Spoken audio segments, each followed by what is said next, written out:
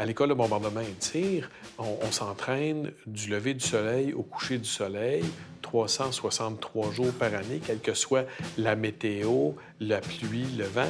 Il y a toujours des avions. Il y a là. toujours des avions. En moyenne, à chaque jour d'opération, il y avait 35 appareils en même temps dans le ciel de Montjoly à l'entraînement.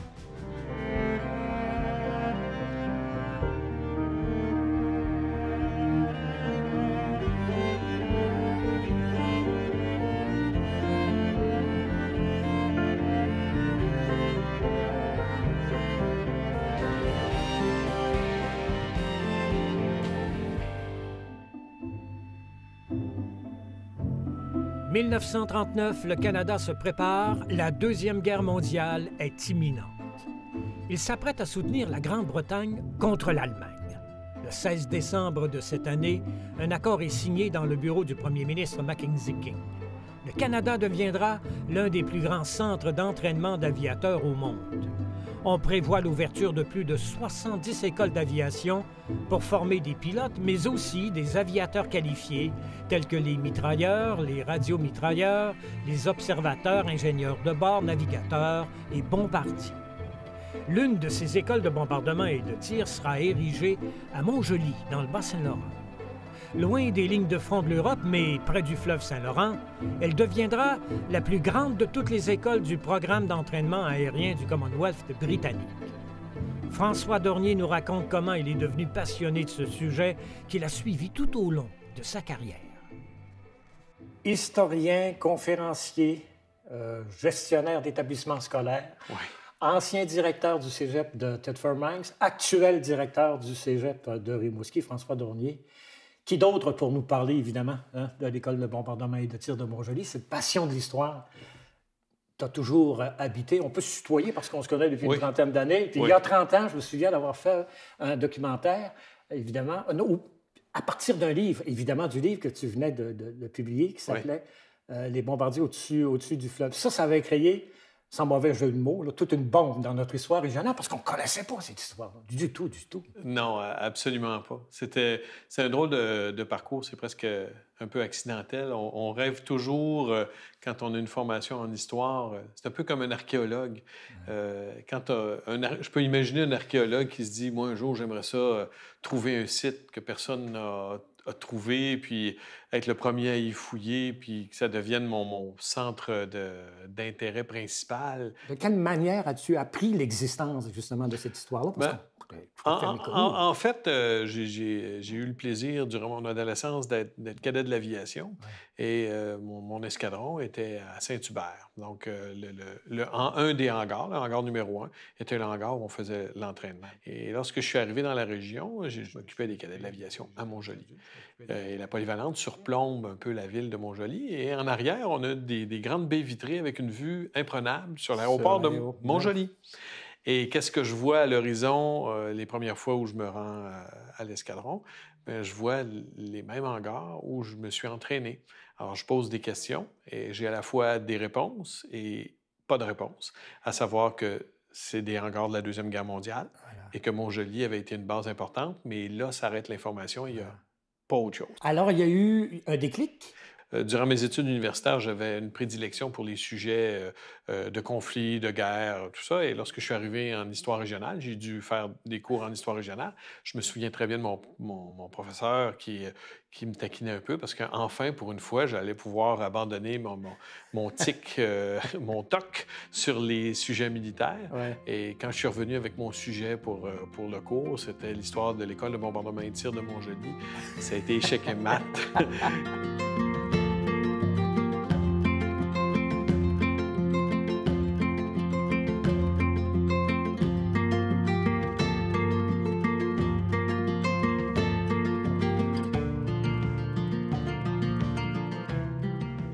Fait-il qu'on ait eu la mémoire aussi courte que cela? C'est une question que j'ai souvent lorsque je fais des conférences. Les gens sont étonnés de voir qu'on sait pas, on a oublié ça.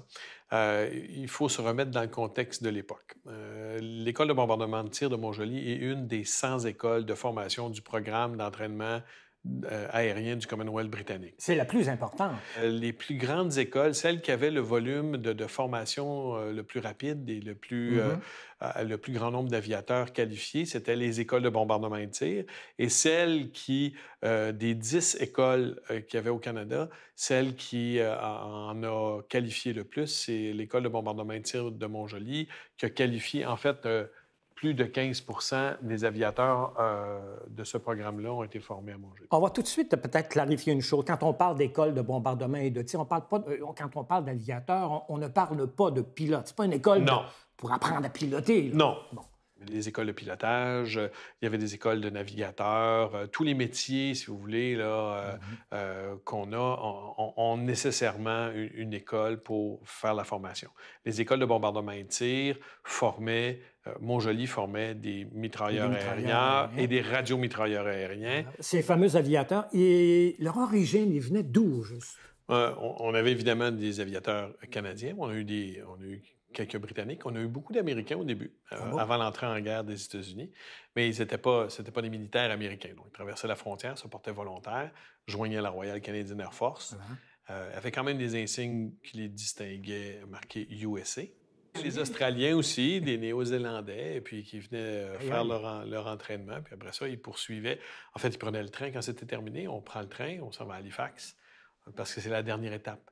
La qualification de mitrailleurs aériens, ils reçoivent leurs ailes, leur entraînement est terminé, donc ils prennent leur pactage, on embarque sur le train, on s'en va prendre le bateau à Halifax, direction l'Angleterre. Pourquoi Montjoly, François? En fait, on avait besoin de positionner les écoles un peu partout, et puis le fleuve Saint-Laurent était ouvert à la navigation de la marine marchande qui sortait avec les cargos, et la navigation des sous-marins allemands qui rentraient pour venir à la chasse aux cargos. Alors, on pensait que... Oui, mais en fait, c'était une évidence que c'était quelque chose qui allait arriver. Il fallait assurer la sécurité de cette voie navigable.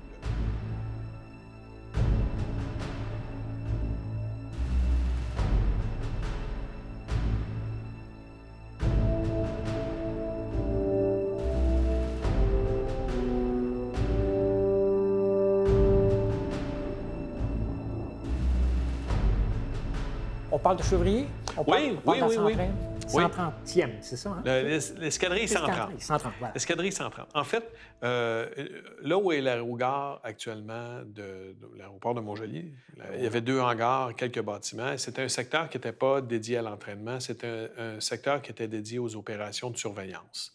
On est en guerre. Là. On est en guerre, donc on cherche les sous-marins. Il y a eu des sous-marins en bonne et due forme qui ont coulé des cargos, qui ont fait des morts. Il y a 22 navires qui ont été coulés dans le fleuve Saint-Laurent.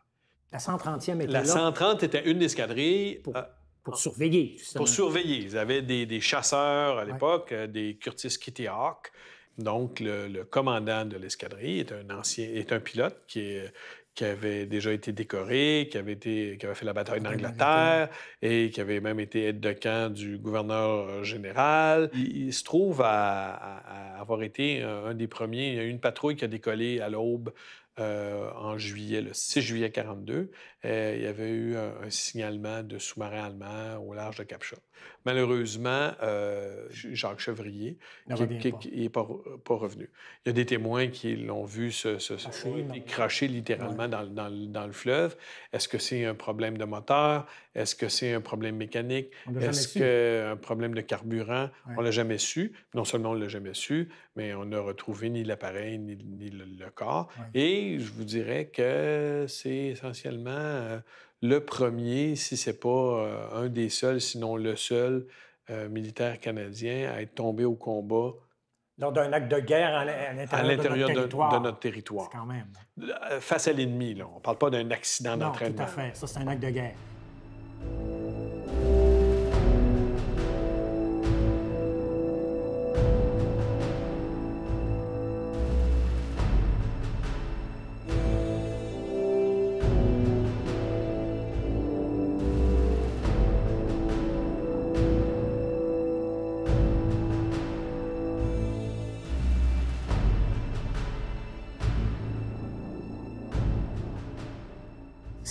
presque inimaginable, d'une certaine manière, ce qu'on a réussi à faire. Prenons le cas de Montjoly. C'est une ville qu'on a créée. Oui, on a construit littéralement une ville. On parle de 5 immenses hangars, plus que ça, 5, 6, 7 hangars. On parle de bâtiments. Il y a des ateliers, des bureaux, des salles de classe, un mess, un théâtre, un hôpital avec les dernières technologies, un édifice pour le dentiste, une chapelle. On est capable de tout faire fonctionner, tout connecter en chauffage central. Ça prenait les espaces, les mécaniciens, tous les endroits pour entretenir les appareils. C'était vraiment littéralement une ville. Parlons des retombées là, dans le milieu mythicien. Montjoly, est-ce que ça a été considérable? Quels ont été les apports de la population locale dans ce projet? La population locale a beaucoup soutenu l'école de bombardement et de tir. Les Chevaliers de Colomb organisaient des séances de cinéma 2 à 3 fois par semaine gratuits. Les livres à la bibliothèque étaient fournis. Il y avait des collaborations. Il y avait du personnel civil qui venait travailler sur la base, entre autres aux cuisines. Il y avait des échanges, des fournisseurs de services. Il y avait l'interaction sociale aussi. Il y avait des jeunes hommes qui allaient en ville pour emmener danser les jeunes filles. Je me souviens d'avoir rencontré des dames d'un certain âge, il y a une trentaine d'années, qui avaient profité justement de ces... Oui, il y en a quelques-uns qui sont restés. Ces soirées-là. Il y en a quelques-uns qui se sont mariés, qui sont restés dans la région. Il y avait aussi énormément d'activités sociales. L'entraînement, ça faisait du matin jusqu'au soir, mais tu ne gardes pas des aviateurs. Une fois que la journée est terminée, ils sont loin de chez eux, ils s'ennuient. Bon, il y en a quelques-uns qui ont leur famille en ville, ça va, mais la très grande majorité reste sur la base. Donc, tous les sports possibles et imaginables sont disponibles. Du ski, du hockey, du volleyball, du basket, tout est disponible. Le cinéma, j'en parlais tantôt, il y a une bibliothèque. Les soirées dansantes. Les soirées dansantes, il y en a tout le temps. Ouais. On a une vie sociale très, très, très intense. On a même des orchestres célèbres qui viennent faire des tournées, les brass bands. Les fameuses brass bands. C'est ça. Alors, il y en a même eu, il y a l'orchestre de Glenn Miller qui est venu, je pense c'est en 1944, sont venus faire une soirée de spectacle. Puis les gens se déplaçaient du Nouveau-Brunswick pour venir assister au spectacle. Alors, on parle de quelques milliers de personnes pour le spectacle. On a parlé tantôt du personnel considérable, plus de personnel que d'élèves. Et parmi ce personnel-là, il y avait aussi, il ne faut pas le négliger, un personnel féminin important. Oui. C'est une anecdote assez amusante autour de ça. Dans les années... en 1940, en fait, la question s'est posée à savoir, on a besoin rapidement de personnel. On a besoin d'administrateurs, de personnel de soutien, de personnel médical, de mécanos, de chauffeurs, de pilotes. On a besoin de plein de gens. Donc, la question s'est posée rapidement, est-ce qu'on ne devrait pas engager du personnel féminin, militaire? Et la question a été débattue au quartier général, entre hommes. Et en sortant, ils ont dit non, c'est pas nécessaire. Ah bon? C'est pas nécessaire. Jusqu'à ce qu'une des premières écoles du programme a été ouverte avec du personnel de la Royal Air Force. Parce qu'eux, ils avaient déjà le personnel qualifié, puis on dit, on va venir vous donner un coup de main pour partir un peu le truc. Et ils sont arrivés avec un détachement féminin. Et pas à Montjoly, là? Pas à Montjoly. Okay. Ils sont arrivés avec un détachement féminin. Donc, ça a sursauté un peu partout. Et la question a été posée dans les journaux de l'époque. Qu'est-ce que les Britanniques, les dames britanniques ont que les Canadiennes n'ont pas? Voilà. Ce à quoi ils ont répondu rapidement par créer les détachements féminins. Okay. Donc, à Montjoly, on parle de plus d'une centaine. Qu'est-ce qu'elles faisaient? De tout. Météo, au parachute, pliage de cible, travailler entretien, mécano-administration. Il y avait des instructeurs. Il y avait des femmes instructeurs qui donnaient des formations, entre autres reconnaissance d'aéronefs, des choses du genre. Elles venaient d'où, ces femmes-là? D'un peu partout. C'était pas très populaire à l'époque. Socialement, il fallait être célibataire. Donc, une jeune femme célibataire qui met l'uniforme puis qui part loin de ses parents. À l'époque, la femme est considérée comme une mineure, donc en quelque part, c'est pas bien perçu. Donc, celle qui s'engageait n'avait pas froid aux yeux, puis était prête à affronter non seulement la difficulté du métier, mais les reproches sociaux, peut-être un peu. Qu'est-ce qui reste des 50 bâtiments que comptait l'école à l'époque? Mais il fut une époque. Il en restait beaucoup plus quand j'ai commencé il y a 30 ans. Oui. Puis aujourd'hui, il reste un seul bâtiment. C'est un entrepôt qui devait vraisemblablement servir au remisage d'un quelconque équipement, là, un long entrepôt, le bâtiment 19. Alors, c'est tout ce qui reste.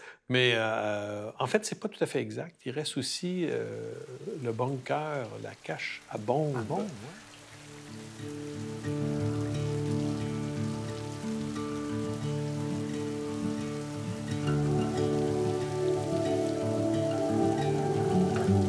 C'était là? Ça va?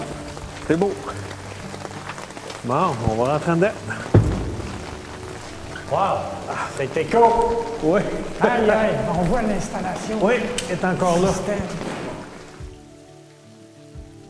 François, j'ai vraiment l'impression, je suis sincère, là, de faire un voyage dans le temps. C'est presque, en fait, émouvant que de se retrouver ici parce que ça n'a pas changé, là. Non. Non, c'est particulier parce que, étant le dernier vrai bâtiment, les équipements sont très simples. C'est en béton, il n'y a rien qui a changé. Depuis 80 ans, on a construit le bunker tel quel, on ne l'a pas modifié. Même les équipements de V, de grue en haut sont les équipements originaux. Alors, ça veut dire que ces équipements-là ont été utilisés par les aviateurs de l'école il y a 75-80 ans, là, dépendant de l'année. C'était un lieu à l'écart, évidemment, hautement stratégique et dangereux aussi. Hein? Oui, c'est une question de sécurité. Là. Évidemment, on ne pouvait pas présumer au moment de la construction de la quantité de munitions qu'on allait envoyer, qu'on allait utiliser. Donc, il y avait une espèce de plan standardisé. Alors, on a construit un bunker ici pour stocker les bombes, les munitions, Quel les type explosifs. de munitions? Ils avaient essentiellement des munitions pour la chasse aux sous-marins. Il faut penser que même s'il n'y avait pas d'entraînement à proprement parler, il y en avait un peu pour la requalification des bombardiers, là, mais je veux dire, ils ne donnaient pas de cours de bombardiers.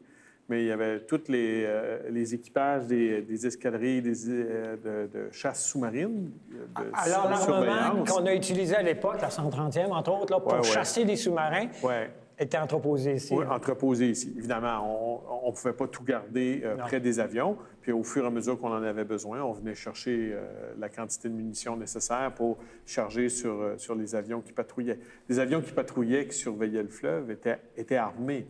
Même s'il n'y avait pas de sous-marins, ils patrouillaient au-dessus du fleuve pour surveiller les convois, puis veiller à leur protection. Voilà.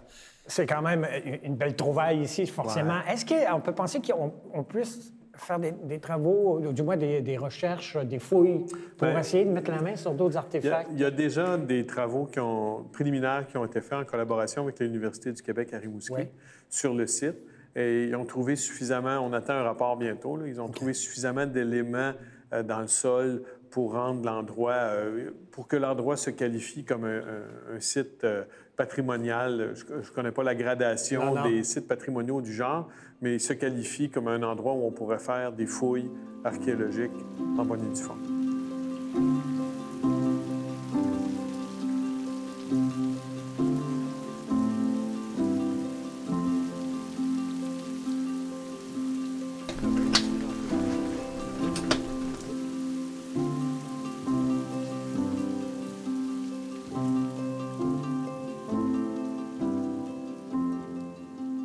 La température n'est peut-être pas idéale. Non, là, c'est sûr. Mais on est au cœur, si on veut, de ce qui existait à l'époque, de la petite ville, en quelque sorte. C'est le carrefour comme tel. On est au coin. Normalement, si on est ici à l'époque, il y a 80 ans, le terrain de parade est juste en face de moi, de l'autre côté de la rue. Ouais. Le gymnase est de ce côté-ci.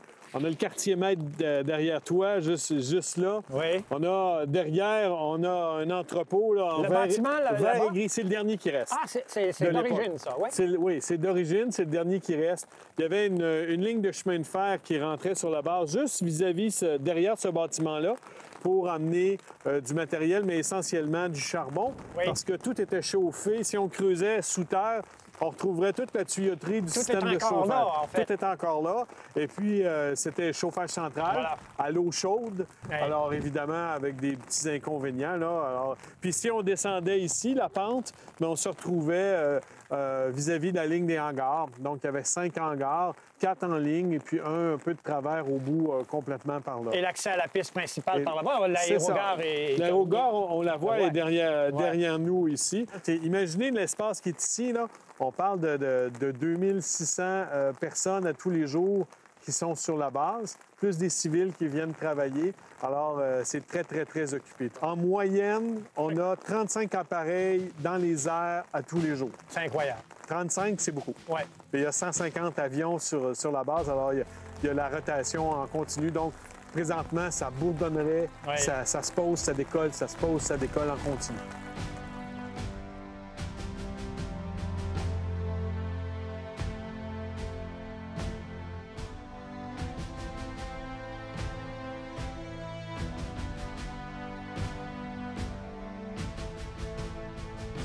Quand on jette un coup d'œil, évidemment, sur la piste à Montjoly, est-ce qu'on peut établir le pont avec le passé ou c'est une piste qui a été aménagée par la suite? Est-ce qu'il reste des traces? Ah oui. Ah oui, il reste des traces. En fait, si n'importe qui va aller sur Internet prendre une petite capture d'image satellitaire de l'aéroport de Montjoly, on se rend compte qu'il y a 2 pistes principales qui sont très nettes, très claires. Donc, une qui fait, grosso modo, est-ouest, une nord-sud. Oui. Et il y en a une troisième qui est effacée beaucoup, mais qu'on voit encore assez nettement. Pas visible. De biais à 45 degrés et qui est la troisième piste. Puis si on regarde comme il faut, au sud-est de ces pistes-là, on va y trouver encore la trace des aménagements en béton autour des hangars, les traces des bases des hangars qui étaient en béton et non pas en asphalte. Voilà. Et on voit encore effacé, mais on voit le terrain de parade qui est encore bien visible. Incroyable. Pourquoi devrait-on et pourquoi est-il si important de se souvenir, d'entretenir ce devoir de mémoire-là en ce qui concerne ce qui s'est passé à Montjoly? Mon opinion là-dessus a évolué au fil des 30 ans. Avec les années, les gens qui ont vécu l'époque, ils ne sont plus. Et ça remet un peu en perspective ce genre d'histoire-là. Et autant autrefois, pour moi, il y a encore aujourd'hui un devoir de mémoire. Ça fait partie d'une page d'histoire et c'est trop dommage d'avoir quelque chose de significatif et de l'oublier. Mais aussi, je pense qu'il y a quelque chose à tirer, une leçon à tirer pour les problèmes et les défis auxquels on est confronté de nos jours. En fait, le défi, il faut le remettre dans son époque, le défi était gigantesque. Les risques étaient énormes.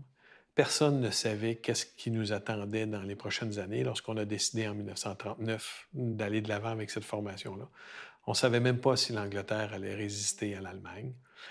C'était à ce point risqué ou à ce point incertain que même la baie de Gaspé avait été prévue pour accueillir la Royal Navy en cas de chute de l'Angleterre. Donc, on était dans un temps très incertain, troublé, difficile. Collectivement, on a tous relevé un défi.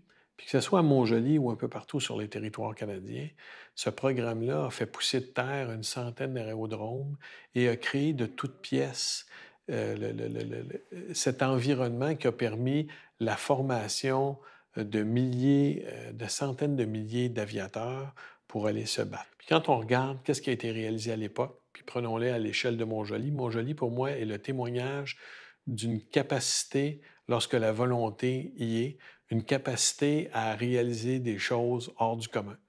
Et je pense que, ne serait-ce que juste pour utiliser cet exemple-là comme inspiration pour les défis à venir, ça vaut la peine de le retenir. Là, je reconnais l'historien, mais aussi le gestionnaire dans ses propos. Un petit peu. François Dornier, merci beaucoup. Très intéressant et la meilleure des chances pour trouver d'autres pièces du puzzle. Merci.